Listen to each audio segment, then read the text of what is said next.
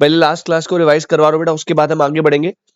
तो बेटा अभी तक हमने ना इसमें क्या क्या कर लिया, मैंने आपको कंपनी क्या होती है, कंपनी का मीनिंग बता दिया, मैंने आपको कंपनी के फीचर्स बता दिए कि क्या क्या कंपनी के फीचर्स है।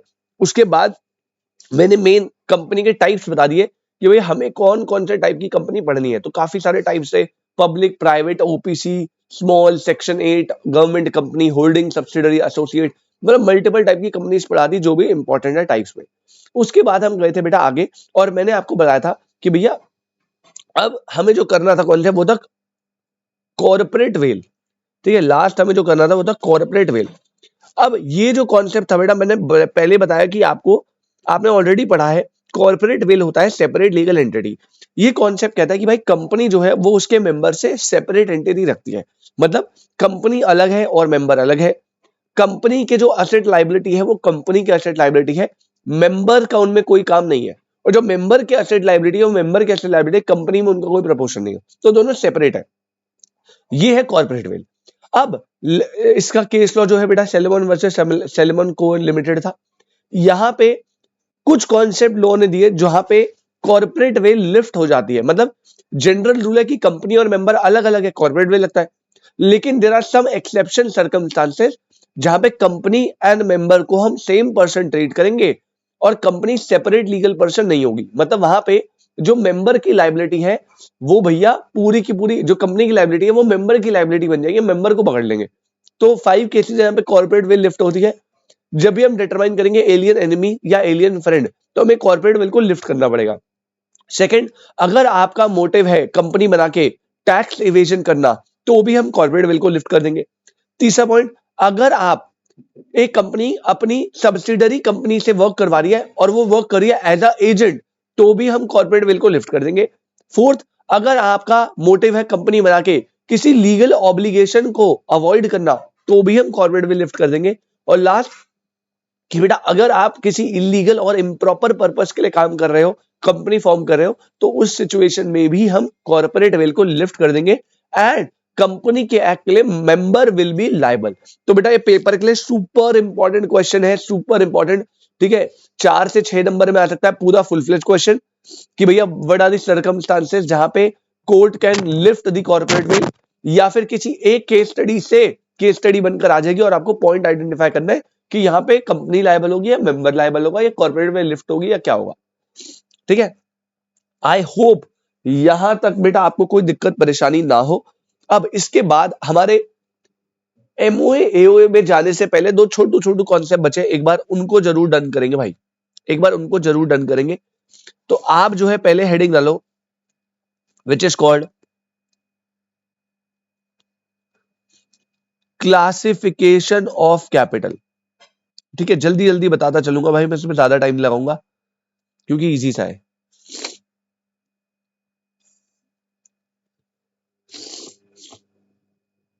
Classification of capital. अब ध्यान से सुनना बेटा, मैं पूरी स्टोरी बता रहा हूं, फिर मैं समझाता चलूंगा, आप आराम से सुन लो क्या चल रहा है। देखो बेटा, जब कोई कंपनी इनकॉर्पोरेट होती है, आई रिपीट, जब कोई कंपनी इनकॉर्पोरेट होती है, तो अभी हम पढ़ेंगे, वैसे मैंने पहले भी बताया है मनप्रीत भाई, उस कंपनी को बनाना पड़ता है एमओए। सबसे पहले एमओए, मेमोरेंडम ऑफ एसोसिएशन। आप कभी भी, आप आगे जाके जब सीए बनोगे तो आपको बेटा एक काम आएगा कि भैया हम कंपनी इनकॉर्पोरेट करना चाहते हैं, हमारा एमओए बना दीजिए, आप इस काम के पैसे लोगे। तो सबसे पहले कंपनी जब इनकॉर्पोरेट होती है तो सबसे पहला डॉक्यूमेंट, जो चार्टर डॉक्यूमेंट है, जो लाइफ गिविंग डॉक्यूमेंट है, जहां पे कंपनी की सारी बातें लिखी होती है, वो होता है एमओए, मेमोरेंडम ऑफ एसोसिएशन। अब एमओए में ना बेटा, अभी हम पढ़ेंगे एमओए में, एमओए के अंदर ना क्लॉजेज होते हैं। क्लॉजेज मतलब जैसे पहला क्लॉज होता है नेम क्लॉज, नेम क्लॉज में कंपनी का नाम बताया होता है। और जब आपको कंपनी देखना हो ना कि लिमिटेड है, प्राइवेट लिमिटेड है, क्या है, तो वो नेम क्लॉज में ही नाम देखना पड़ता है। मतलब कंपनी तो कहीं भी कुछ भी लिख देगी ना अपने लेटर हेड पे, लेकिन जब भी आपको आइडेंटिफाई करना है कंपनी पब्लिक है प्राइवेट, तो सबसे पहले आप एमओए के नेम क्लॉज में चले जाओ, वहां पे कंपनी का पूरा नाम लिखा होगा। सेकंड होता है रजिस्टर्ड ऑफिस क्लॉज, कि कंपनी का रजिस्टर्ड ऑफिस कहां पे सिचुएटेड है। मतलब पॉइंट ये है कि एमओए में अलग अलग क्लॉज होते हैं, उनमें से एक क्लॉज होता है बेटा कैपिटल क्लॉज। क्या होता है बेटा? Capital clause. अब ध्यान से समझना, ये जो कैपिटल क्लॉज है इसमें मैक्सिमम कैपिटल लिखा होता है जो कंपनी रेज कर सकती है, शेयर वेयर इशू करके जो कंपनी रेज कर सकती है मैक्सिमम कैपिटल। तो कंपनी लेट से सर मैक्सिमम कैपिटल लिखा है तो कितना भी कर लो ना, बाद में कोई दिक्कत ही नहीं है। नहीं बेटा, प्रॉब्लम इसमें आती है, आपको एक लिमिटेड अमाउंट लिखना है। जैसे लेट से 100 करोड़, मतलब कंपनी के पास एमओए में पावर है कि वो मैक्सिमम कैपिटल जो रेज कर सकती है by the help of share या जो भी जिस भी फॉर्म में, वो 100 करोड़ ही है। सर क्या वो 100 करोड़ से ज्यादा रेज नहीं कर सकती? बेटा no, it is not possible. Sir अगर करना हो तो बेटा करना होगा तो आपको एमओए को ऑल्टर करना पड़ेगा और कैपिटल क्लॉज के मैक्सिमम कैपिटल को 100 करोड़ से बढ़ा के चेंज करना पड़ेगा। उसका एक प्रोसेस होता है, राइट? तो वहां पे ऑल्ट्रेशन ऑफ एमओए माना जाएगा और आपको पूरा प्रोसेस फॉलो करना पड़ेगा। तो आपने जितना कैपिटल से प्रिस्क्राइब करा अपने कैपिटल क्लॉज पे, वो होता है मैक्सिमम कैपिटल जो आप रेज कर सकते हो। आप इसे बढ़ा सकते हो, कोई प्रॉब्लम नहीं है, कम कर सकते हो, कोई प्रॉब्लम नहीं है, आपको बस एमओई को अल्टर करना पड़ेगा। सर हम ना एक ही बारी में 1000 करोड़ 10,000 करोड़ डाल देते हैं। बेटा ये मत करिएगा, क्योंकि इस कैपिटल पे ना आपको गवर्नमेंट को स्टैंप ड्यूटी देनी पड़ती है। तो अगर आपने बेफालतू में ज्यादा अमाउंट डाल दिया जो आपको चाहिए भी नहीं, तो आपको बेफालतू में ज्यादा स्टैंप ड्यूटी देनी पड़ेगी। तो इसको ना लिमिटेड ही डालते हैं, ना ज्यादा ना कम। कम डाला तो आप ज्यादा रेस करोगे, बार बार ऑल्ट्रेशन करना पड़ेगा। ज्यादा ही डाल दिया कुछ लिमिट से तो आपको स्टैंप ड्यूटी पे करनी पड़ेगी। तो एक बैलेंस अमाउंट डालना, ठीक है? तो कंपनी इनकॉर्पोरेट होती है, एमओए में कैपिटल क्लॉज होता है, वहां पे आपने मैक्सिमम कैपिटल बताना है। बेटा इस कैपिटल को बोलते हैं पहला ऑथराइज्ड कैपिटल, ठीक है? मैं आपको एक एक टर्म बताता चलूंगा विद एग्जांपल। इसे बोलते हैं ऑथराइज्ड कैपिटल, और इसे बोलते हैं रजिस्टर्ड कैपिटल, क्योंकि एमओए रजिस्टर्ड होता है आरओसी पे, रजिस्टर्ड कैपिटल। और इसे बोलते हैं नॉमिनल कैपिटल। तीन नाम है बेटा, इसके ध्यान रखना, ठीक है? टाइप्स ऑफ कैपिटल में पूरा क्वेश्चन आ सकता है, आपको सारे टाइप बताने हैं। तो ऑथराइज कैपिटल क्या होता है संदीप भाई? ऑथराइज कैपिटल होता है वो कैपिटल जो मैक्सिमम कैपिटल कंपनी रेज कर सकती है, और ये किस पे लिखा होता है? ये लिखा होता है एमओई के कैपिटल क्लॉज के अंदर। अब एक बात बताओ, अगर सुरेश सोच के बताइए, अगर मुझे ऑथराइज कैपिटल है 100 करोड़, तो क्या जरूरी है मैं एक ही साथ पब्लिक से 100 करोड़ मांगने की डिमांड करूं? भाई ये तो मैक्सिमम लिमिट है ना, जो मैक्सिमम रेज कर सकता हूं। भाई मान लो मुझे अभी एक प्रोजेक्ट बनाना है जिसके लिए 20 करोड़ चाहिए, तो मैं 100 करोड़ मांगूंगा या 20 करोड़ मांगूंगा? कितने मांगूंगा जल्दी बताओ सारे। अगर मेरा मैक्सिमम कैपिटल 100 करोड़ है, लेकिन मुझे एक प्रोजेक्ट में बस 20 करोड़ की रिक्वायरमेंट है, तो क्या मैं 100 करोड़ पूरा मांग लूं? नहीं सर, 20 मांगूंगा। वेरी गुड बेटा। तो होता क्या है बेटा, अब इसके बाद जरूरी नहीं है मैं 100 करोड़ मांगू, तो क्या करते हैं अपन लोग मैक्सिमम लिमिट तो 100 है, लेकिन हमने क्या करा, हमने पब्लिक को इशू करा अभी अभी ओनली 20 करोड़, ओनली 20 करोड़। कैसे करा बेटा? 20 करोड़ का लेट्स से मैंने 20 लाख शेयर ले लिए, 20 लाख शेयर ले लिए एट द रेट 100 ईच, है ना? 20 लाख शेयर है 100 रुपए वाले, तो 20 करोड़ का मेरा अमाउंट आ गया। जो आप that part of authorise capital जो आप पब्लिक को इशू करते हो, इसे बोलते हैं बेटा इशूड कैपिटल। क्या बोलते हैं? इशूड कैपिटल, जो आपने पब्लिकली इशू करा है। अब मैंने, जैसे फॉर एग्जांपल आप बचपन में पढ़ते हो ना, आपने बोला कि भैया मैं इशू कर रहा हूं, ऑथराइज कैपिटल दे रखा है, उसका कोई काम नहीं होता, इशूड को लेते हैं अपन। मैंने इशू करे 20 लाख शेयर 100 वाले, अभी आपने प्रोराटा में भी पढ़ा होगा। अब ये हो गया इशूड कैपिटल। अब इससे क्या होगा मनप्रीत, इसमें बेटा तीन पॉसिबिलिटी होती है। जब कंपनी अपना आईपीओ या जैसे भी इशू कर रही है, तो इशूड कैपिटल 20 करोड़ है। अब इसमें तीन पॉसिबिलिटी होगी। पहला पहला पहला पहला बेटा ये जो है ना, ये हो जाए फुल्ली सब्सक्राइब। सर मतलब बेटा, मतलब फुल्ली सब्सक्राइब का मतलब क्या है? कंपनी ने बोला मुझे 20 करोड़ पैसे चाहिए, 20 लाख शेयर 100 ईच वाले, और पब्लिक ने पब्लिक ने डिमांड भी कितनी करी? 20 lakh share at the rate 100 each. मतलब जो कंपनी इशू कर रही है, पब्लिक ने सारे खरीदने के लिए बोल दिया, तो it is called fully subscribe. दो पॉसिबिलिटी और है कि कंपनी ने बोला मुझे 20 करोड़ चाहिए, 20 लाख शेयर 100 वाले, लेकिन पब्लिक ने बोला ना ना भाई मेरे को तो इतना शेयर चाहिए नहीं, और वो हो गया अंडर सब्सक्राइब। अंडर सब्सक्राइब बोले तो क्या मतलब? कंपनी ने बोला कि 20 लाख शेयर बेचूंगी। पब्लिक ने बोला जी मुझे तो 15 लाख ही शेयर चाहिए बस, वो भी कितने वाले, 100 वाले। तो बेटा ये हो गया अंडर सब्सक्राइब। और एक और सिचुएशन जो लास्ट बन सकती है, that is called over subscribed. Over subscribe क्या होता है बेटा, कंपनी कह रही 20 करोड़ चाहिए 20 लाख शेयर, लेकिन कंपनी इतनी बढ़िया है कि पब्लिक उसके उसके शेयर थे 20 लाख, पब्लिक ने डिमांड कर दी 30 lakh share. 30 lakh share at the rate ₹100 each. तो यहां पे 3 पॉसिबिलिटी बनेगी इशूड कैपिटल में से, या तो फुल्ली सब्सक्राइब होगा, या अंडर सब्सक्राइब, या ओवर सब्सक्राइब। अब हमको पता है ओवर सब्सक्राइब में क्या होता है सिचुएशन। सर ओवर सब्सक्राइब में या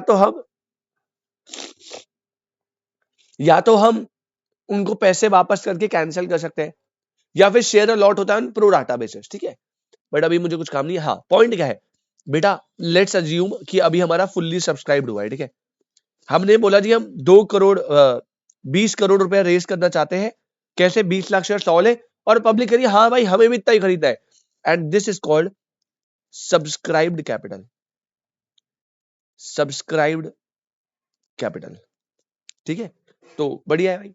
ऑथराइज जो एमओए में मैक्सिमम लिमिट लिखी है, उसमें से आप जितना एक बारी में पब्लिक को इशू कर रहे हो इशूड कैपिटल, उसमें से पब्लिक जितना परचेज करिए that is called subscribe capital.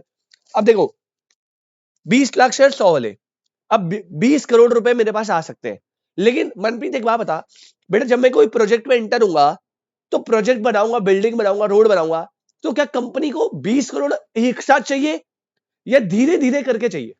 जैसे अभी 5 करोड़, फिर 2 करोड़, फिर 10 करोड़। बेटा प्रोजेक्ट तो 10 साल तक चलेगा ना, तो क्या मुझे आज ही सारा पैसा रिक्वायर्ड है या मुझे धीरे धीरे पैसा चाहिए? मनप्रीत भाई क्या पॉसिबिलिटी है, जल्दी बोलो।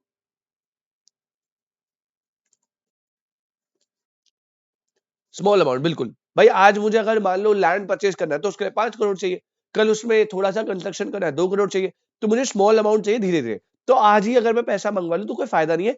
तभी आपने सुना होगा कि जो 100 रुपए आते हैं बेटा, ये 100 रुपए ना पार्ट्स में आते हैं। पहले एप्लीकेशन मनी आता है, फिर अलॉटमेंट मनी आता है, फिर फर्स्ट कॉल आती है, फिर फाइनल कॉल, ऐसे करके। तो क्या होता है, कंपनी ना ये 100 रुपए एक साथ नहीं मंगाती।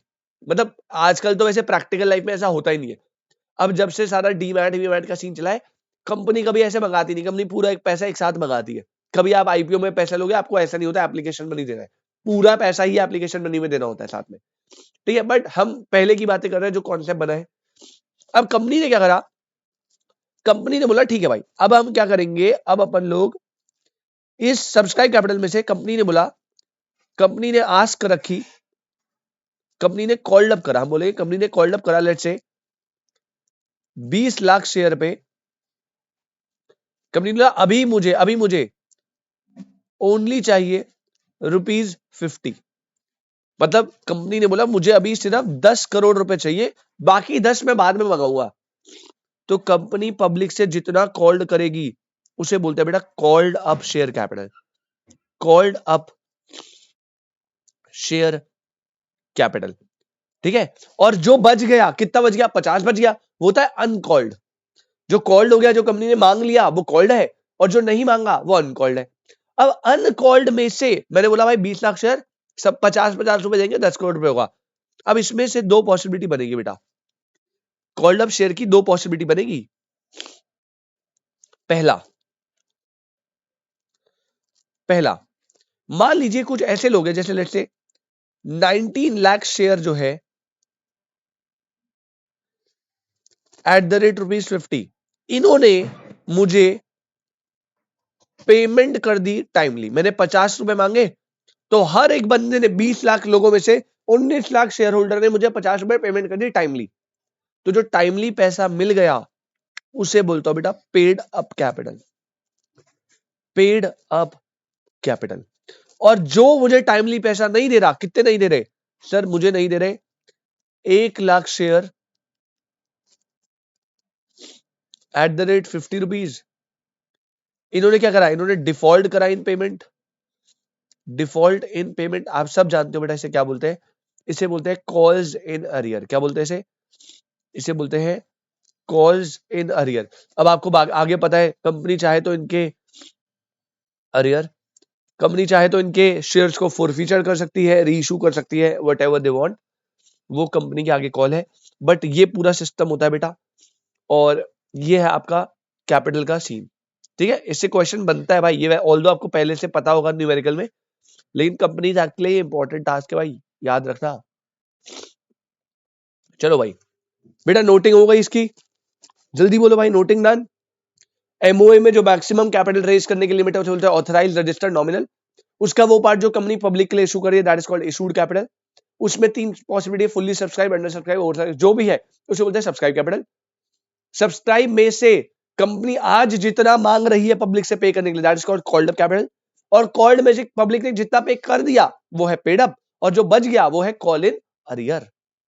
यस बेटा, अगर आपने नोट कर लिया बहुत अच्छी बात है, नोट नहीं करा तो इसका स्क्रीनशॉट ले लो, एक पूरा पेज छोड़ दो, स्क्रीनशॉट ले लो, एक पूरा पेज छोड़ दो, डायग्राम आप अच्छे से बना लेना, अभी जल्दीबाजी में गंदा बन जाएगा।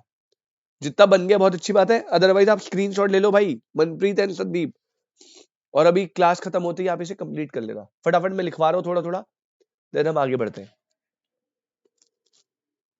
डन, चलो आ जाओ भाई, अब सबको थोड़ा थोड़ा करके जल्दी से पढ़ेंगे।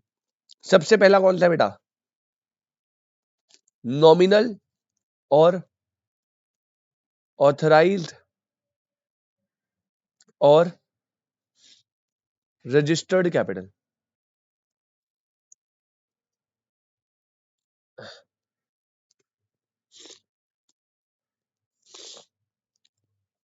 ठीक है, जल्दी जल्दी लिखना भाई फटाफट से।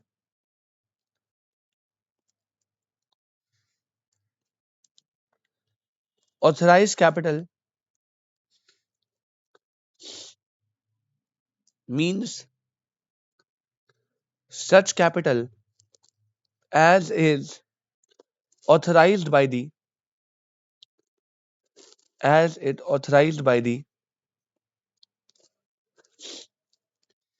memorandum of association of a company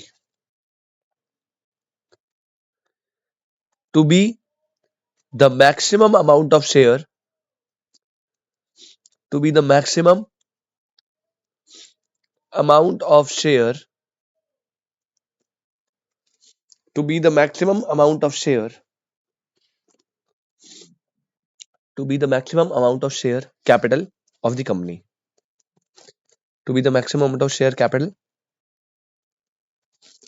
of the company। ठीक है, इसी में पॉइंट नंबर 2 लिख लेना भाई। अच्छा नहीं, नहीं इसी में कॉमा करके लिखना था, and upon which it pays the stamp duty। it pays the, मैंने बताया था आपको सेंट्रल गवर्नमेंट को इस पे स्टैम्प ड्यूटी पे करनी होती है। तो आप इतना ज्यादा मत रखिए कि आपको दिक्कत हो जाए स्टैम्प ड्यूटी पे करने पे, इतना कम मत रखना कि भाई बार बार आपको ऑल्टर करना पड़ रहा है एमओए को, राइट? तो आपको ध्यान से रखना है। ये हो गया पहला पॉइंट, नॉमिनल, ऑथराइज्ड और शेयर कैपिटल।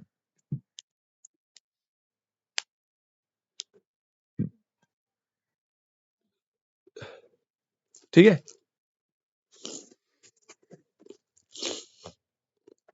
इसी में पॉइंट नंबर 2 लिखना है, एक बारी पॉइंट नंबर 2 लिख लो, सॉरी। ऑथराइज कैपिटल जो फिक्स होता है ना, ऑथराइज कैपिटल वो फिक्स करने का एक तरीका होता है। जैसे पहला लेते हैं हम amount estimated by company, amount estimated by the company. एक अमाउंट, जैसे कंपनी ने बोला भाई मुझे 70 करोड़ लग रहा है, मुझे ऑथराइज कैपिटल रखना चाहिए, इसमें आप ऐड कर दो बेटा, आपको इसमें वर्किंग कैपिटल को भी ऐड करना पड़ता है। ठीक है, वर्किंग कैपिटल क्या होता है आप बाद में आगे जाके पढ़ोगे, और ऐड करना होता है रिजर्व कैपिटल्स को। तो ये जो अमाउंट बनता है फाइनली, ये आपको जनरली ऑथराइज कैपिटल रखना चाहिए। इतना अमाउंट एक जो एस्टिमेटेड बाय दी कंपनी है, plus working capital plus reserve capital. Reserve आपको बताया जो रिजर्व मेंटेन होते हैं, बस।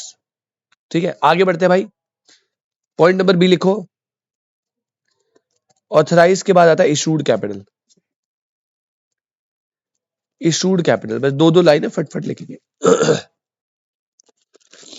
इशूड कैपिटल क्या बोलता है? Issued capital means such capital, issued capital means such capital as the company issues from time to time for subscription.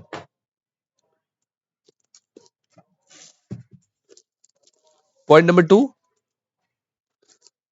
company issues from time to time for subscription. Point number two, it is that part of authorized capital, it is that part of authorized capital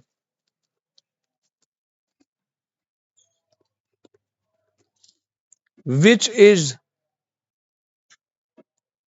offered by the company for subscription.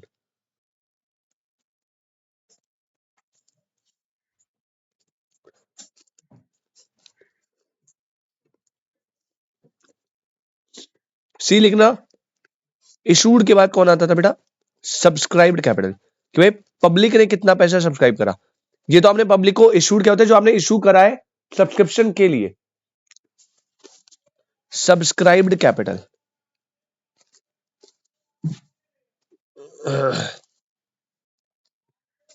देखो बेटा,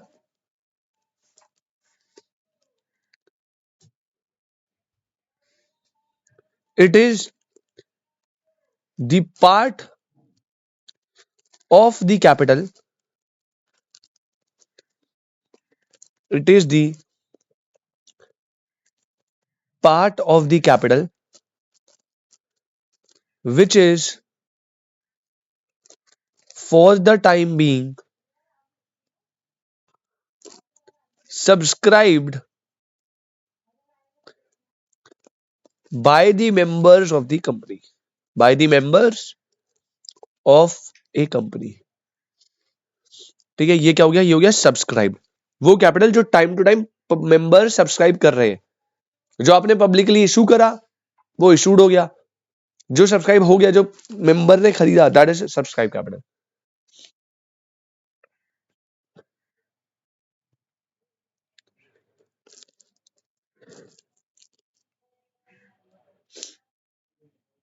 D लिखना बेटा, D आता है called up, called up capital.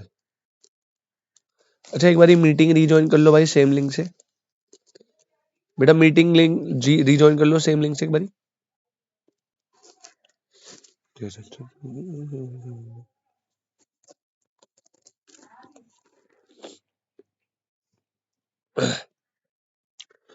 Called up capital, called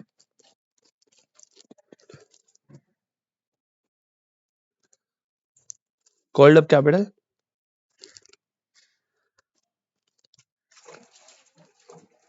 called up capital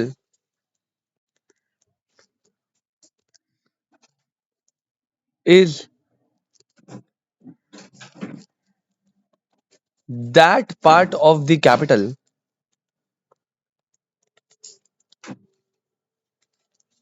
which has been called for payment।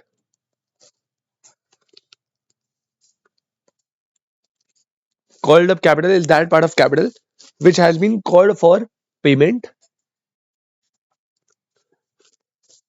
full stop। It is the total amount called up on the shares issued। जो call हो जाता है that is called up capital. और last बेटा D लिख लेना, D के बाद सॉरी ई लिख लेना, that is paid up capital.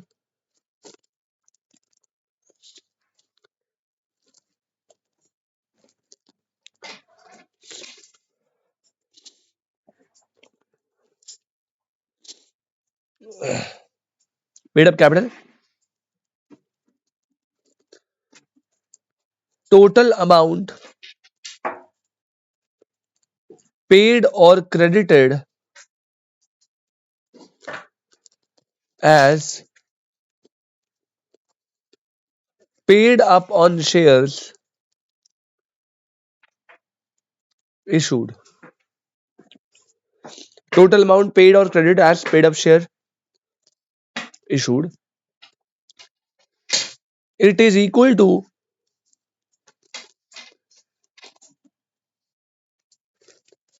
called up capital less calls in arrears. बेटा यहां पे आपको दिख रहा है कॉल्ड अप में से अगर मैं ये कॉल इन एरियर वाला डिफॉल्ट हटा दूं तो बच क्या जाएगा, पेड अप बच जाएगा ना। तो वहां पे लिखा भाई यही बात, नोट कर लो भाई जल्दी से। यहां पे हमारा क्लासिफिकेशन ऑफ कैपिटल जो है वो होता है खत्म। यहां पे हमारा क्लासिफिकेशन ऑफ कैपिटल जो है बेटा वो होता है खत्म। अगर किसी को कोई डाउट बेटा इस टॉपिक में इतना दम नहीं है भाई, बहुत सिंपल से आपने अकाउंट्स में भी पढ़ा हुआ है, बस मैंने थ्योरी में लिखवा दिया कि कई बार 4 नंबर में क्वेश्चन आता है कि भाई क्लासिफिकेशन ऑफ कैपिटल समझाइए क्या होता है। ठीक है, मनप्रीत सुयश बेटा क्लियर है।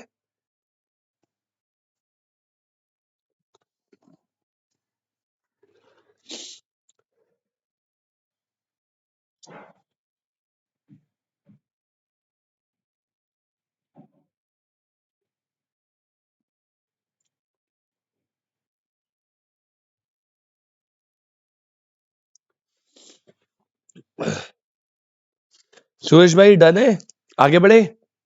Yes sir. चलो भाई, तो ये तो जी हो गया क्लासिफिकेशन कि हमने कहां का क्लासिफाई करा। ठीक है बेटा, प्लीज कीवर्ड याद रखिएगा, ये है कैपिटल का क्लासिफिकेशन। पेपर में जो वर्ड है, एक ना शेयर कैपिटल का टाइप भी होता है। ठीक है, तो कंफ्यूज मत होना, मिक्स मत कर देना दोनों को। पहले हम हेडिंग डाल लेते हैं, नेक्स्ट हेडिंग। ये टॉपिक खत्म हो गया, नेक्स्ट हेडिंग डालो। पहले आएगा शेयर्स, थोड़ा सा शेयर्स के बारे में बताएंगे। अब शेयर क्या होता है भाई, देखो बहुत सिंपल सी बात है बेटा। इंग्लिश में शेयर का मतलब क्या होता है, इंग्लिश में शेयर का मतलब होता है पार्ट। अब जैसे फॉर एग्जांपल ये एक, मान लो भाई सुरेश भाई ने मान लो पिज्जा मंगाया। अब हम कितने बंदे भाई, 4 बंदे, 3 तुम 1 मैं। ठीक है, तो बेटा अगर मैं बोलूं सुरेश भाई मुझे अपना शेयर दे दो, तो बेटा इसका हमने 4 पार्ट में डिवीजन करा। ये क्या हो गया, ये रोहित सर का शेयर हो गया, ये सुरेश का शेयर हो गया, ये संदीप का शेयर हो गया, ये मनप्रीत का शेयर हो गया। तो बेसिकली जो पिज्जा का एक पार्ट है उसे हम शेयर बोल रहे हैं कि पिज्जा का ये मेरा शेयर है। ऐसे ही बेटा अब अज्यूम करो कि ये कंपनी की ओनरशिप है। ठीक है, और हम 4 हैं इसके मेंबर्स। तो जब मैं कंपनी का एक ओनरशिप का पार्ट लेता हूं, एक part of ownership, that is called 1 share. जितने ज्यादा शेयर आपके पास होंगे, आपके पास कंपनी की उतनी ज्यादा ओनरशिप आएगी। इन सिंपल वर्ड्स, ये सिंपल तरीका है, राइट। तो हम इसको डिफाइन करते हैं फटाफट से। पॉइंट नंबर 1 लिखना,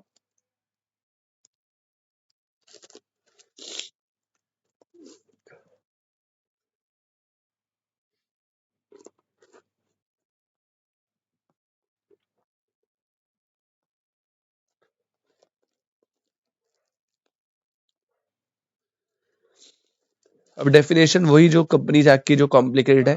लिखो बेटा, companies act 2013 defines the term share, which means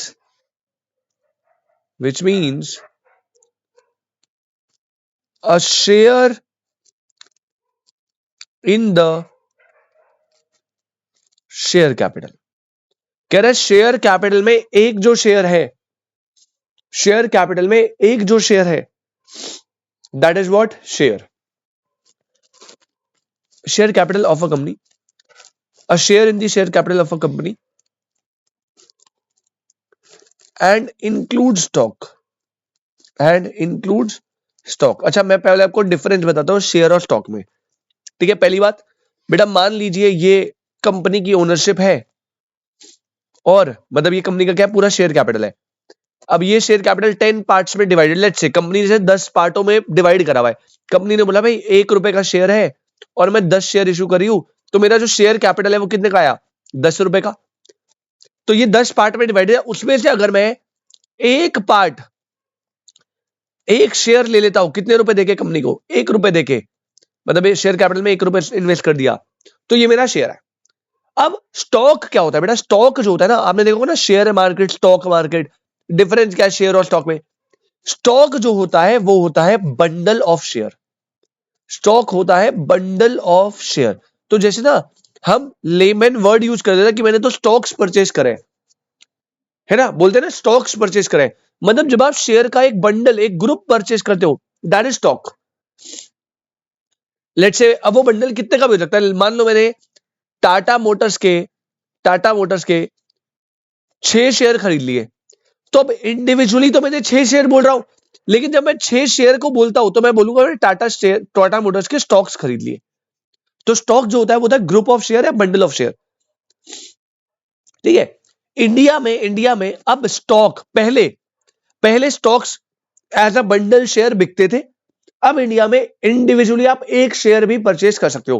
पहले ऐसा नहीं होता था बेटा, एक टाइम ऐसा था जब जब आपको स्टॉक्स किसी कंपनी में इन्वेस्ट करना है ना, तो आपको स्टॉक ही खरीदना पड़ता है, मतलब ग्रुप बने होते हैं। जैसे टाटा मोटर ने बोला कि भाई हमारा 10 शेयर का एक स्टॉक है, तो अगर आपको उसमें इन्वेस्ट करना है तो आपको 10 शेयर का एक स्टॉक ही खरीदना पड़ेगा। लेकिन धीरे धीरे सेबी, आरबीआई, इन सब ने मिलकर डिसाइड करा कि भाई हम जो है स्टॉक का कॉन्सेप्ट ही हटा देंगे और हम शेयर में इंडिविजुअल शेयर भी ले सकते हैं। हाँ, लेकिन आज भी इंडिया में आप स्टॉक ले सकते हो, पता है कैसे, सिर्फ आईपीओ में। जब इनिशियल पब्लिक ऑफरिंग होती है कंपनी की, तो कंपनीज एक्ट ने क्या बोला है, जब आप आईपीओ की फॉर्म में इशू करे हो ना, तो कंपनी कभी भी इंडिविजुअल शेयर इशू नहीं कर सकती, कंपनी को हमेशा स्टॉक ही इशू करना पड़ेगा। तो जैसे कभी अभी स्विगी का वो आया था आईपीओ, तो स्विगी ने भाई 15,000 रुपए का मिनिमम स्टॉक रखा था। ठीक है, लेट से 1,000 रुपए का एक शेयर है, तो उन्होंने बोला जिसको इन्वेस्ट करना है मेरे मिनिमम 15 शेयर का स्टॉक तो लेना ही पड़ेगा। पर ये बस कब होता है, आईपीओ के टाइम पे। उसके बाद आप एक बार लिस्ट हो जाते हो, तब आप एक एक शेयर भी परचेज सेल कर सकते हो, लेकिन आईपीओ में इंडिविजुअल शेयर नहीं ले सकते। अगर आपको खरीदना है आपको स्टॉक ही लेना पड़ेगा। आई होप बेटा क्लियर हो आपको। अरे बाप रे, आवाज नहीं आ रही।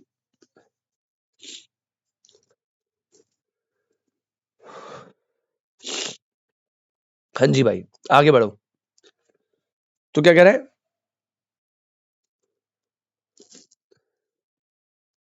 क्या बोल रहे हैं, शेयर क्या है, share in the share capital, और ये स्टॉक को भी इंक्लूड करता है।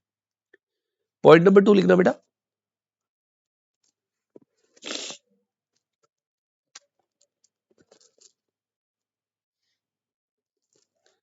लिखना, it is a measure of the interest in the company's assets to which a person holding a share is entitled। आपको कंपनी और कंपनी के काम और उसके एसेट में कितना इंटरेस्ट रखना है, उसका मेजरमेंट है कि आप कितने शेयर होल्ड करते हो। अगर मैं किसी कंपनी के ज्यादा शेयर होल्ड करता हूं, मतलब मुझे उस कंपनी में ज्यादा इंटरेस्ट है, उस कंपनी के एसेट्स में, उसके काम में ज्यादा इंटरेस्ट है। अगर मैं कम शेयर होल्ड करता हूं, मतलब मुझे ज्यादा इंटरेस्ट नहीं है। तो कितने शेयर आप होल्ड कर रहे हो, उससे डिसाइड होगा कि आप कंपनी में कितना इंटरेस्टेड हो। अब मुकेश अंबानी भाई रिलायंस में क्यों इतना इंटरेस्टेड है, क्योंकि भाई वो मेजोरिटी शेयर होल्डर है उस कंपनी का। ठीक है, अच्छा अब एक क्वेश्चन आता है, एक क्वेश्चन लिखना सर शेयर के बीच में, हाँ बीच में एक क्वेश्चन लिख लो बेटा। एक क्वेश्चन है, if a share holder holds 100% shares in the company, full stop. एक बंदा 100% शेयर होल्ड करके बैठा पूरे, is he become the owner of the companies asset. बेटा एक बार बताना, यस और नो। एक पर्सन है जिसके पास कंपनी के 100% शेयर है, क्या वो कंपनी के एसेट का ओनर बन गया है, या कंपनी के एसेट का ओनर आज भी कंपनी है? नो, वेरी गुड मनोज भाई, वेरी गुड। बेटा कॉर्पोरेट विल पढ़ लिया ना यार। हाँ भैया, आप पूरे ओनर बन जाओ, पूरा स्टेक आपके पास है, इट डजंट मैटर, कंपनी के एसेट तो कंपनी के एसेट है। तो यहां लिख लीजिए बेटा आंसर में, नो शेयर होल्डर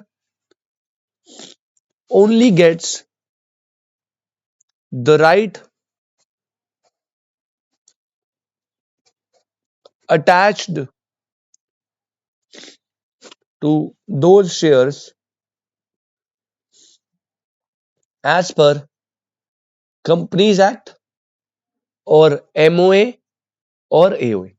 तो भैया आपको ओनर नहीं बना देंगे एसेट का, लेकिन हाँ जिसके पास शेयर, तो फायदा क्या है शेयर रखने का? आपको बंडल ऑफ राइट्स मिलते हैं बेटा शेयर से, जो आपको कंपनीज एक्ट या एमओए या एओए जो भी देगा। तो शेयर होल्डर बन के आपको कंपनी के एसेट नहीं मिल जाएंगे, लेकिन आपको कंपनी में राइट्स मिलेंगे बहुत ज्यादा, बहुत इंपॉर्टेंट राइट। सर जैसे क्या राइट? जैसे number 1, right to dividend. Company के शेयर परचेज करके क्या मिलता है? पहला मिलता है राइट टू डिविडेंड, आपको बेटा डिविडेंड मिलेगा, प्रॉफिट में शेयर मिलेगा, ठीक है। दूसरा आपको मिलेगा वोटिंग राइट्स, लेकिन आपको पता है बेटा ये सिर्फ इक्विटी वालों को मिलता है, प्रेफरेंस शेयर वालों को वोटिंग राइट्स नहीं मिलते।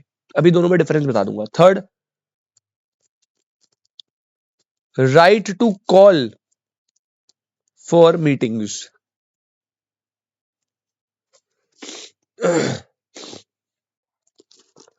अब जब भी कंपनी अपनी मीटिंग कराएगी, आप आगे इंटरमीडिएट में पढ़ोगे बेटा, कंपनी की ना 2 टाइप की मीटिंग होती है। एक होती है AGM which is called annual general meeting, ये कंपनी को हमेशा करानी होती है 30 सितंबर से पहले, हर साल एक करवानी होती है जरूरी। और मान लो कंपनी ने अपनी एजीएम करा दी जून में, अब उसके बाद कोई इंपॉर्टेंट बात करने के लिए दोबारा मीटिंग करवानी है, तो अब एजीएम तो हो नहीं सकती, वो तो एक ही बार होगी साल में। तो नेक्स्ट होती है EGM which is extra ordinary general meeting, right.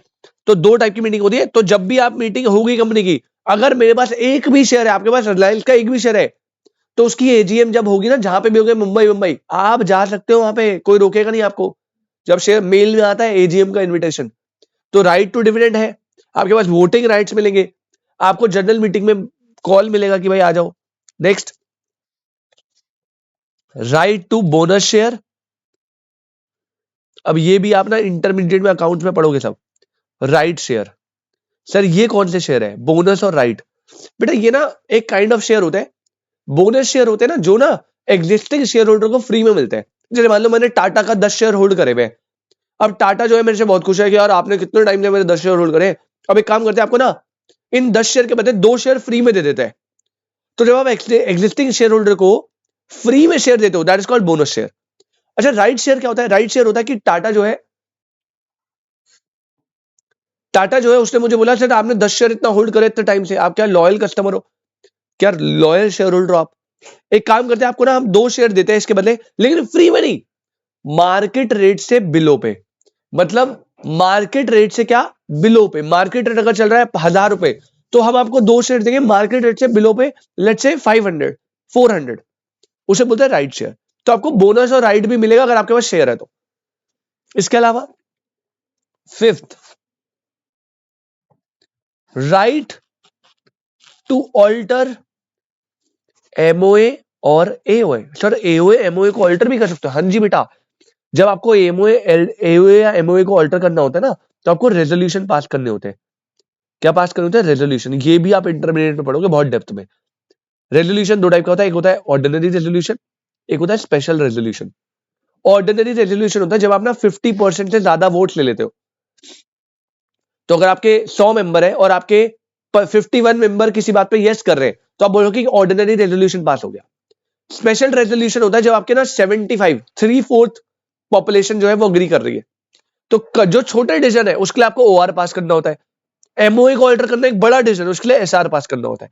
तो ये सब आप आगे जाके पढ़ोगे, इतना कुछ है नहीं, ये सारा राइट है, ठीक है। और लास्ट एक और राइट है बेटा, right to net asset of the company. Sir आप तो कह रहे हैं कंपनी के नेट एसेट ले नहीं सकते, बेटा देखो तो सही, right to net asset of the company in case of winding up. बेटा जब वाइंडिंग अप होगा, कंपनी बंद होगी, तब तो शेयर होल्डर को ही एसेट मिलेंगे ना। तो भैया क्या कह रहे हैं, right to net asset of the company in case of winding up. ये बेटा आपका पूरा मैटर होता है यहां पे खत्म। सर क्या शेयर खत्म? नहीं बेटा, एक टॉपिक और बचा है जो इंपॉर्टेंट है पेपर के लिए। चलो भाई आगे बढ़ते हैं, आगे बढ़ते हैं बेटा। शेयर में ही वापस आ रहा हूं मैं, क्वेश्चन खत्म हो गया है, शेयर में ही वापस आ रहा हूं। एक पॉइंट यहां लिखा था, एक पॉइंट यहां लिखा था, थर्ड पॉइंट लिख लो। Point number 3, shares are a movable property. बेटा शेयर क्या है? मूवेबल प्रॉपर्टी है। आज मेरे पास है, कल मैं आपको दे सकता हूं, तो ये मूवेबल प्रॉपर्टी है, मतलब ये ट्रांसफरेबल हो सकती है। और दूसरा लास्ट एक और पॉइंट लिख लो,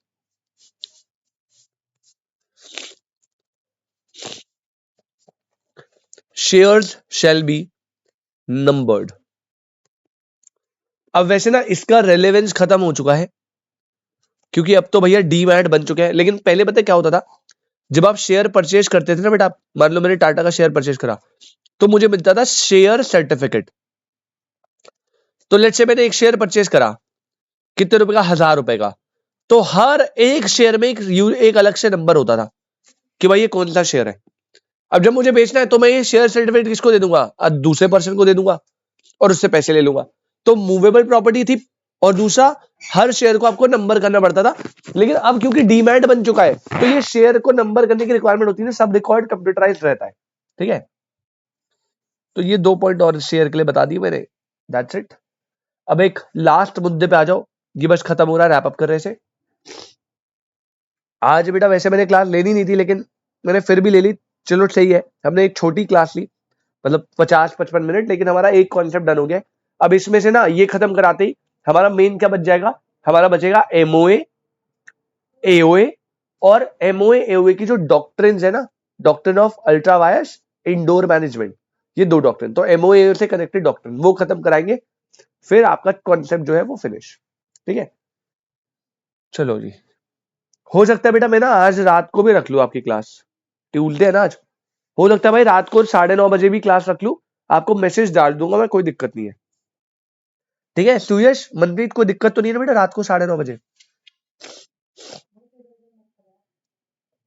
सुयश मनप्रीत बेटा 9:30 बजे रात को, हाँ ठीक है बढ़िया। चलो अब एक लास्ट चीज कर लो बेटा, लाइन के ना सेंटर में हेडिंग डालो, टाइप्स ऑफ शेयर कैपिटल।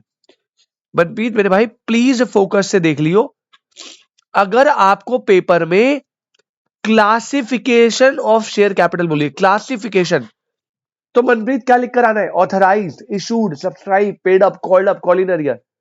लेकिन यहां पे बोला टाइप ऑफ शेयर कैपिटल। अब फिर से वही बात आ गई यार, ये ना सब आप पता है कहां पढ़ोगे? ये पढ़ोगे आप इंटरमीडिएट में। कंपनीज एक्ट तो भाई यहाँ पे तो छोटा सा ही है, इंटरमीडिएट में तो बहुत इन डेप्थ पढ़ने वाले हो।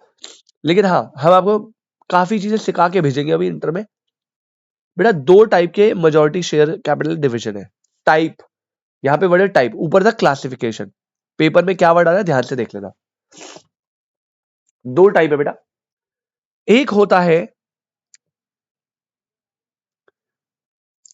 Equity share capital,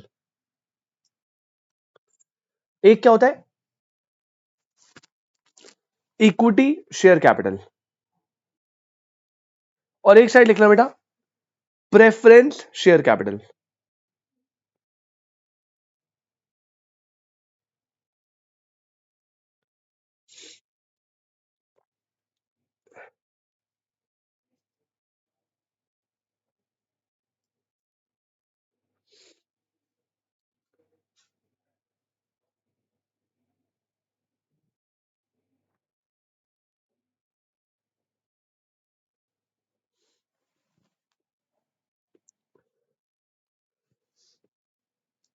equity share capital, और एक साइड लिखना बेटा प्रेफरेंस शेयर कैपिटल। सर अब इन दोनों में डिफरेंस देखो बेटा बहुत ध्यान से, पेपर में 3 मार्क में बोल देगा टाइप्स ऑफ शेयर कैपिटल बताइए, इक्विटी प्रेफरेंस दोनों बताने पड़ेंगे आपको। अब देखो अगेन कंपनीज एक्ट जो कॉम्प्लिकेटेड डेफिनेशन देता है घुमा फिरा के, इक्विटी में उन्होंने वही काम करा। इक्विटी शेयर कैपिटल में देखो क्या बोला, यहां बोलता है it means all share capital, it means all share capital which is not preference share capital. क्या बात है भाई, क्या डेफिनेशन दिए देखो। जैसे वहां पे याद है आपको public company, public company means a company which is not a private company, बोल रहा था ना, फिर प्राइवेट को डिफाइन करा। ऐसे ही बोल रहा है इक्विटी शेयर कैपिटल क्या है, कह रहा है वो सारा शेयर कैपिटल जो प्रेफरेंस नहीं है वो इक्विटी है। मतलब सारी डेफिनेशन का गेम कहां है, प्रेफरेंस में। अच्छा लेकिन एक और चीज यहां पे लिखी हुई है बेटा, आप याद रखना, इक्विटी शेयर, ये तो पहला हो गया। इक्विटी शेयर कैपिटल जो है वो 2 टाइप के होते हैं बेटा, याद रखना। एक होते हैं with uniform voting rights, with uniform voting rights, और एक होते हैं बेटा with differential voting rights, with differential voting rights. ठीक है, with uniform voting right and with differential voting right, 2 type के होते हैं।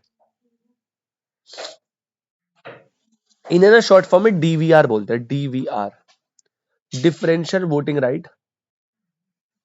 अब इनमें डिफरेंस क्या होता है देखो, बहुत सिंपल है यार बेटा, ये जो होते हैं ना यूनिफॉर्म वोटिंग राइट्स, ये क्या होते हैं, इक्विटी शेयर जो है विद यूनिफॉर्म वोटिंग राइट, मतलब ये बस आपके समझाने के लिए बता रहा हूं, एक शेयर इज इक्वल टू एक वोट, दैट्स इट। एक शेयर एक वोट, यूनिफॉर्म वोटिंग राइट्स, इसे बोलते हैं इक्विटी। जो डीवीआर है, डिफरेंशियल वोटिंग राइट्स, ये क्या होता है सर, इसका मतलब है क्या, एक share is equal to 10 votes, या फिर 10 share is equal to 1 votes. समझे क्या,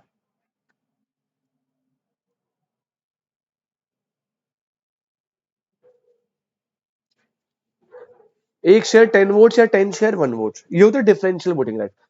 सर कोई कंपनी डीवीआर इशू करती है, देखो बेटा आज तक ना, मतलब बहुत रेयर ही होता है कि company differential voting right issue करे।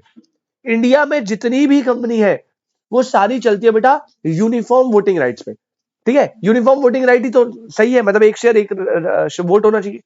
लेकिन कभी आप अगर आप स्टॉक मार्केट में जाओगे तो आप कोई भी ऐप खोलना, लेट्स से ग्रो, जब आप ग्रो में टाटा मोटर्स को सर्च करोगे ना, टाटा मोटर्स को, तो आपके सामने 2 कंपनी खुलेगी, आप ट्राई करना। एक होती है टाटा मोटर्स बस लिमिटेड, और एक आपको दिखेगी Tata Motors DVR limited. Oh sir अच्छा, टाटा मोटर्स का अब मेरे को इतना तो एग्जैक्ट पता नहीं है, एक शेयर मेरे हिसाब से चल रहा है 900 रुपए का। लास्ट टाइम जब मैंने डीवीआर देखा था वो एक शेयर चल रहा था कितने का, 600 रुपए का या 500 रुपए का, समथिंग इतना चल रहा था, पता नहीं। अब सर दोनों में डिफरेंस क्या है बेटा, ये नॉर्मल है, मतलब अरे Tata motor limited uniform voting right रखता है, अगर आपने एक शेयर लिया है तो आपको एक वोट मिलेगा जब जनरल मीटिंग होगी तो। लेकिन डीवीआर में क्या है, इसमें देखो डीवीआर में क्या बोला, इन्होंने बोला भाई देखो हम टाटा मोटर्स डीवीआर में 10 शेयर पे एक वोट देंगे, 10 शेयर पे एक वोट, मतलब अगर मुझे एक वोट डालना है तो मुझे टाटा मोटर डीवीआर में 10 शेयर लेने पड़ेंगे। सर तो इसका फायदा क्या बेटा, इसका फायदा उन लोगों को है जिनको वोटिंग करनी है, जैसे मैं, अब भाई मैं टाटा मोटर की एजीएम में वोट डालने थोड़ी जाऊंगा, या मेरे जैसे कितने सारे इन्वेस्टर है जिन्हें वोटिंग से कोई लेना देना नहीं है, हमें तो क्या चाहिए, डिविडेंड और कैपिटल एप्रिसिएशन। तो टाटा मोटर्स डीवीआर ने क्या बोला कि भैया हमारा ये वाला जो कंपनी का शेयर है ना, इसमें हम 10 शेयर के बदले 1 वोट देंगे, लेकिन हम इसमें 5% ज्यादा डिविडेंड देंगे। मतलब जब टाटा मोटर्स डिविडेंड डिक्लेयर करेगी तो टाटा मोटर लिमिटेड में अगर मान लो 10% का डिविडेंड है तो डीवीआर में कितना डिविडेंड होगा, 15% का। ये फायदा होता है डीवीआर लेने का। उसमें आपको वोट तो डिफरेंशियल मिलते हैं, लेकिन हो सकता है डिविडेंड ज्यादा हो, या हो सकता है वोट ज्यादा मिल रहे हैं लेकिन डिविडेंड कम हो। तो दोनों में से कुछ हो सकता है। टाटा मोटर्स ने जो करा मैं उसका बता रहा हूं। वैसे तो इंडिया में डीवीआर इशू होते ही नहीं है, तो ये कोई नहीं करता, सब लोग यूनिफॉर्म ही करते हैं। लेकिन अगर आपको एग्जाम्पल चाहिए था तो मैंने आपको एक एग्जाम्पल दे दिया कि प्रैक्टिकल लाइफ में करा है टाटा मोटर्स ने। चलिए भाई, आई होप क्लियर है आपको ये। तो यहां पे इक्विटी शेयर बेटा खत्म होता है। इक्विटी शेयर क्या है, वो share capital which is not preferential capital. दो टाइप का होता है, यूनिफॉर्म वोटिंग राइट्स के साथ, डिफरेंशियल वोटिंग राइट्स के साथ। सर एक शेयर प्लस 10 वोट्स वाला बता दो एक बार। अरे बेटा मतलब जब आप एक डीवीआर में क्या होता है ना, जब आप एक शेयर लोगे तो हो सकता है एक शेयर के बदले आपको 10 वोट्स मिले। मतलब जब आप एनुअल जनरल मीटिंग में कोई काम चल रहा है, मान लो उन्होंने बोला कि भाई हमें अपना ये वाला जो मेंबर है या बोर्ड ऑफ डायरेक्टर से चेंज करना चाहिए। अब बीओडी को चेंज करने के लिए मैं आपको 50% मेजोरिटी चाहिए, मान लेट्स से ऑर्डिनरी रेजोल्यूशन चाहिए, तो आप वोटिंग डालोगे। अब जब मेरे पास डीवीआर है, मैं एक शेयर डालूंगा तो मेरे 10 वोट काउंट हो जाएंगे। अगर मेरे पास ये वाला डीवीआर है, मान लो मेरे पास डीवीआर है जिसमें लिखा हुआ है कि भैया हम तो 10 शेयर का एक वोट मानेंगे, तो फिर मेरे पास वोटिंग राइट ज्यादा नहीं है ना। अब अगर मैं 10 शेयर होल्ड करता हूं तो मुझे एक वोट काउंट होगा। डीवीआर किसी भी तरीके से हो सकता है, या तो आपको वोटिंग राइट ज्यादा दे रहे हैं, इस केस में डिविडेंड कम मिलेगा। अगर आपको वोटिंग राइट कम दे रहे हैं तो आपको डिविडेंड ज्यादा मिलेगा। ये होता है। तो मैंने एक शेयर होल्ड करा है, उसके बदले मुझे 10 वोट मिलेंगे। तो आप ये लेके चलो कि जनरल मीटिंग में जब मैं एक शेयर डालूंगा तो मेरे 10 शेयर काउंट होंगे, 10 वोट काउंट होंगे। तो यहां पे वोटिंग राइट ज्यादा दिया जाता है या कम दिया जाता है, जिस तरीके का डीवीआर। ठीक है मनप्रीत भाई।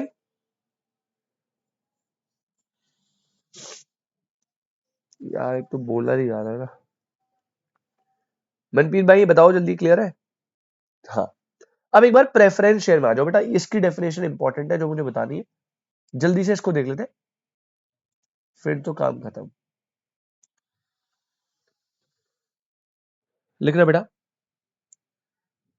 It means that part of share capital, that part of share capital, that part of share capital of the company,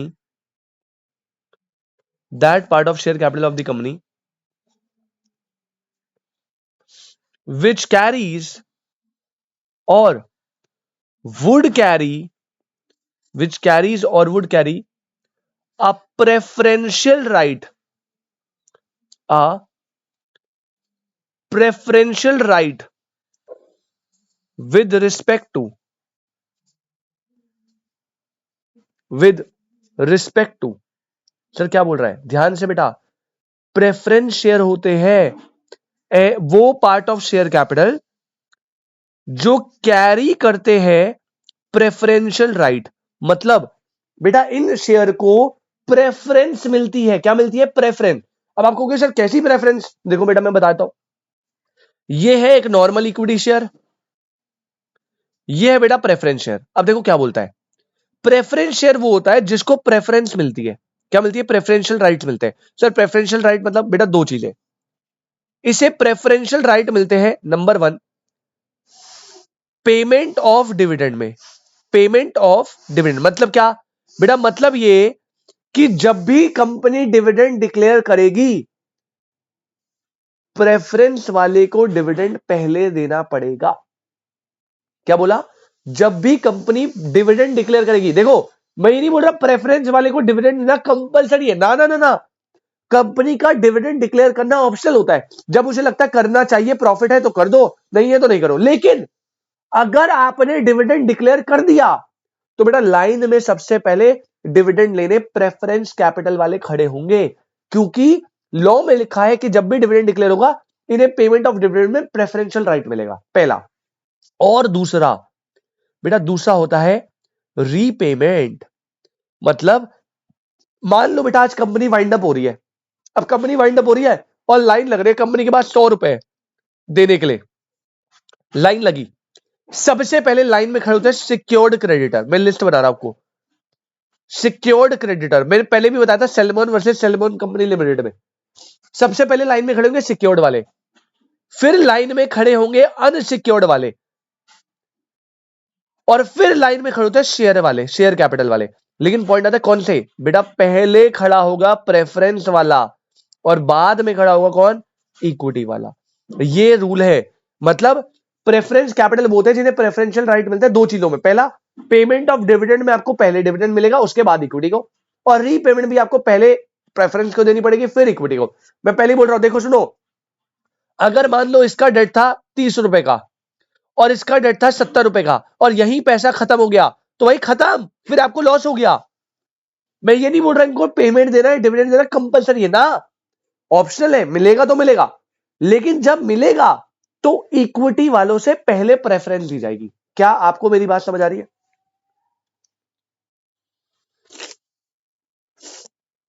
Sandeep and सुयश बेटा, क्या आपको मेरी बात समझ आ रही है? Yes sir. मनप्रीत भाई कोई दिक्कत? तो क्या बोल रहा है, it means that part of share capital of the company which carries or would carry a preferential right with respect to point number A,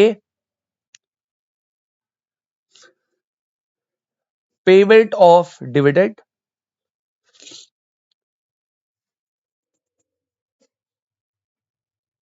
comma लिखो, either as a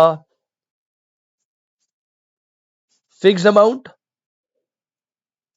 or an amount calculated at fixed rate, calculated at a fixed rate। और ये भी एक point है कि इनका जो dividend होता है वो फिक्स्ड होता है। आपने देखो ना क्वेश्चन सॉल्व करते हो आपको मिलता है 12% प्रेफरेंशियल कैपिटल। मतलब क्या, मतलब जब भी कंपनी डिविडेंड देगी, जब भी, ऑप्शनल है, पहले प्रेफरेंस को देगी और वो भी 12%। इनका डिविडेंड भी फिक्स्ड होता है और इन्हें डिविडेंड की पेमेंट में प्रेफरेंस मिलेगी, दोनों चीजें। ठीक है, payment of dividend either as a fixed amount और एज फिक्स्ड रेट, फिक्स्ड होता है। और दूसरी प्रेफरेंस आपको कहां मिलेगी बेटा, बी पॉइंट आपको मिलेगी repayment in the case of winding up और रीपेमेंट ऑफ कैपिटल। जब भी रीपेमेंट होगी, चाहे कंपनी खुद रीपे कर रही है चाहे वाइंड अप हो रही है, तो यहां पे प्रेफरेंस मिलेगी। किस किस में, पेमेंट ऑफ डिविडेंड में, वो भी या तो फिक्स्ड अमाउंट या फिर फिक्स्ड रेट, और दूसरा repayment in case of winding up. बेटा समझ आया आपको? आई होप यहां तक कोई दिक्कत नहीं है। सर इतनी प्रेफरेंस क्यों मिलती है? बेटा प्रेफरेंस शेयर है ना, इसलिए प्रेफरेंस मिलती है। तो सर इसमें क्या कंपनी को क्या फायदा ये प्रेफरेंस? बेटा जनरली ना प्रेफरेंस शेयर जो होते हैं ना वो ना थोड़े इक्विटी से एक्सपेंसिव होते हैं, लेकिन इसमें नुकसान पता है क्या होता है, इसमें ना आपको ना किसी भी तरीके का वोटिंग राइट नहीं देते। किसमें? प्रेफरेंस में बोल रहा हूं मैं, प्रेफरेंस में। प्रेफरेंस में कोई वोटिंग राइट नहीं होता भाई, नॉर्मली तो नहीं होता। इंटरमीडिएट में पढ़ोगे, हाइपोथेटिकल सिचुएशन में कुछ कुछ जगह पे मिल जाता है, बट प्रेफरेंस वालों को वोटिंग राइट नहीं होता। मतलब इनके पास कोई कंट्रोल पावर नहीं है। तो जिसको सिर्फ पैसों के लिए पैसा इन्वेस्ट करना है ना कंपनी में कि पैसा कमाना है, वो प्रेफरेंस खरीदते हैं। ये जनरली इक्विटी थोड़ा एक्सपेंसिव होते हैं, पेमेंट ऑफ डिविडेंड भी ज्यादा मिलेगी फिक्स रेट से, और पहले मिलेगी और रीपेमेंट भी पहले मिलेगी, लेकिन कोई कंट्रोल नहीं होता। जिसको कंट्रोल चाहिए कंपनी में वो इक्विटी खरीदता है। पहले बताओ बेटा समझ आई बात? कोई दिक्कत परेशानी? मनप्रीत भाई आई होप बेटा क्लियर है। इसी के साथ हमने दो कॉन्सेप्ट करे। कॉन्सेप्ट नंबर 1 मैंने क्या कराया बेटा, कॉन्सेप्ट नंबर 1 मैंने आज कराया आपको क्लासिफिकेशन ऑफ कैपिटल, जिसमें पूरा एक चार्ट बनाया। एमओए में जो मैक्सिमम अमाउंट है वो होती है ऑथराइज नॉमिनल या रजिस्टर्ड कैपिटल, जिसमें आप स्टैंप ड्यूटी देते हो। उसमें से कितना इशू करोगे पब्लिक को, दैट इज इशूड। पब्लिक कितना खरीदेगी, सब्सक्राइब। आपने कितना मांगा, कॉल्ड अप। कंपनी ने, पब्लिक ने कितना पे करा, पेड अप। जो नहीं पेड अप हुआ, कॉल इन एरिया। फिर मैंने तुम बताया कि शेयर क्या होता है। शेयर मतलब दो चीजें, पहला शेयर मतलब होता है share in the share capital, और दूसरा स्टॉक, ये दोनों ही शेयर होते हैं। शेयर डिसाइड करता है, नंबर ऑफ शेयर डिसाइड करता है कि आप कंपनी में कितना सब्सटैंशियल इंटरेस्ट रखते हो। क्या अगर आपके पास सारे शेयर है तो आपके पास कंपनी के एसेट की ओनरशिप है? नो, कंपनी के एसेट ही रहेंगे। 100% शेयर लेने से आपको एसेट में राइट नहीं मिलेगा, हाँ, लेकिन आपको राइट्स मिलेंगे कुछ ये वाले, डिविडेंड मिलेगा, वोटिंग राइट मिलेगा, कॉल मिलेगी मीटिंग में, बोनस राइट शेयर मिलेंगे, एमओए को अल्टर करने के लिए रेजोल्यूशन पास करना है उसमें राइट मिलेगा, और जब वाइंड अप होगा कंपनी का तब एसेट मिलेंगे। शेयर मूवेबल प्रॉपर्टी है और सारे शेयर को नंबर करना पड़ता है। शेयर दो टाइप के होते हैं, इक्विटी एंड प्रेफरेंस। इक्विटी, सारे शेयर कैपिटल जो प्रेफरेंस नहीं है वो इक्विटी होते हैं, दो टाइप के। यूनिफॉर्म वोटिंग राइट, एक शेयर इज इक्वल टू एक वोट होता है। डीवीआर वाले में क्या होता है, एक share is equal to multiple vote या multiple share is equal to one vote, इसमें वोटिंग राइट्स यूनिफॉर्म नहीं होता। रही बात प्रेफरेंस की, तो प्रेफरेंस क्या है, वो पार्ट ऑफ शेयर कैपिटल जिसमें आपको प्रेफरेंशियल राइट मिलते हैं। सर मतलब दो राइट, पहला पेमेंट ऑफ डिविडेंड पहले मिलेगी, वो भी फिक्स रेट से, और repayment at the time of winding up भी इक्विटी वालों से पहले मिलेगी। आई रिपीट, पेमेंट देना is not compulsory, it is optional, लेकिन जब दोगे तो इक्विटी से पहले देना पड़ेगा। बेटा इसी के साथ हमारा जो काम है वो होता है खत्म। अब इस टॉपिक में हमारा क्या बच गया है, एक तो एमओए, एओए और doctrine of ultra vires, doctrine of indoor management, ये दो डॉक्यूमेंट और दो डॉक्ट्रिन बच चुकी है। इसी के साथ आपका कंपनीज एक्ट जो है वो समाप्त हो जाएगा। अच्छा, थोड़ा सा इनकॉर्पोरेशन भी है वैसे, तो इनकॉर्पोरेशन भी करेंगे। बेटा आज मैं हो सकता है आपकी रात को क्लास लूं, तो प्लीज आप रेडी रहिएगा 9:30। अगर मेरे को गला सही लगता है तो ही मैं क्लास रखूंगा, अदरवाइज नहीं रखूंगा, जैसा भी है। अदरवाइज थर्सडे हमारी क्लास है ही 12:30 बजे ऑफलाइन, वो तो रहेगी ही रहेगी। आज रात का मैं आपको बता दूंगा, अगर गला ठीक लगेगा तो मैं मैसेज डाल दूंगा 8 बजे तक या 7 बजे तक, ठीक है। थैंक यू सो मच बेटा, tata bye bye, take care.